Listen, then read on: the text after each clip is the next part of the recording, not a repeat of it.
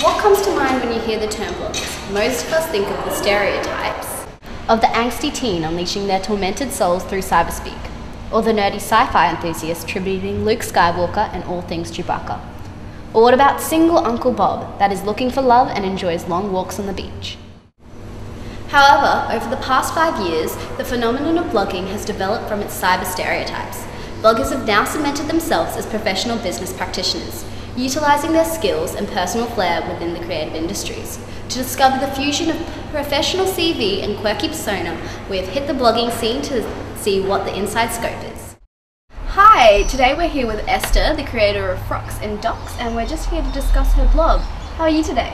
I'm good, thanks for having me. So Esther, what exactly do you blog about? Well, I think what you blog about is not as much of a natural process as people would have you believe. You don't really blog about anything you think. You have to have quite a clear theme for it to be successful. So when it came to creating my new blog, Frocks with Docs, I had to take a lot of time to kind of devise exactly what it was going to be about so the people who visited my blog would know what they were going to read. And so I ended up deciding on the theme of, well, Frocks with Docs, women doing really cool things and being who they are and basically being badass. So what do you think are some essential guidelines to a successful blog? Well, I think the first thing, as I've said, is have a very clear theme, know what you're writing about. That's what's going to keep people coming back every day to have a look at your blog, is if they know what to expect when they visit it. If you have a very wide array of things that you talk about, there's a chance that your normal readership isn't interested in all of those things, and they're not going to bother coming back if they see 5 posts on stuff they really don't care about and then that one post on something they do. Even if you have a niche market, it's better to appeal to them in a big way and keep them coming back than appeal to a wide range of people. So finally, Esther, do you think that blogging is a viable means of self-expression? Well, I think that blogging is a viable means of self-expression. I've heard many bloggers say that they're actually quite shy, and that most bloggers they know are quite shy, and that once they get on the internet, all of a sudden they have this confidence to write about what they think. And I think especially when it comes to my area of blogging, where it's actually practice for journalism, because I'm going to journalism, and it's such a great opportunity to be able to write whenever you want and not have to get someone else to publish it before people can read it.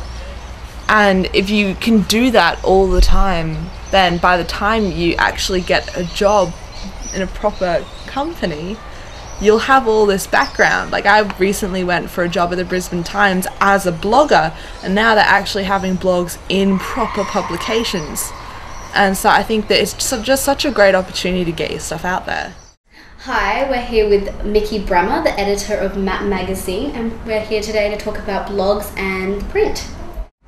So, do you think blogging has influenced the magazine in any way? Certainly, since I've been here in the past 4 years or so, that's when blogging's really kind of come into its own, with the sartorialist obviously kind of leading the way in terms of fashion, and that was 2006.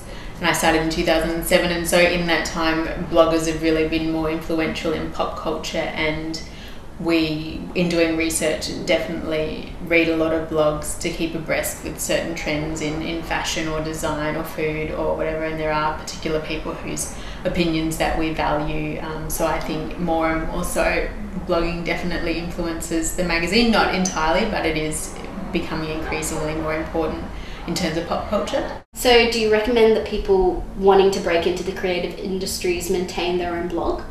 I certainly would recommend that people maintain their own blog.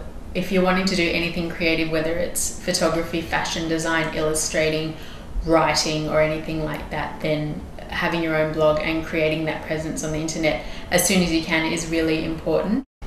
So as an editor, do you think that blogging has interfered with print publishing? I don't think so. I think they're two very different genres, and I think if anything it just forces print publications to be more on top of trends and things that are happening. You know, people are able to get their information a lot more quickly these days via blogs and via Twitter and Facebook, so it just means that as a magazine, we need to make sure we're putting out new stuff as well, keeping abreast of what's going on blogs and Facebook and Twitter. I think it just adds another dimension. Excellent. Well, thanks for the insight today. That's my pleasure. So there you have it. Blogging is actually kind of awesome. The perfect platform for practitioners of the creative industries to get their personal as well as professional mediums out there.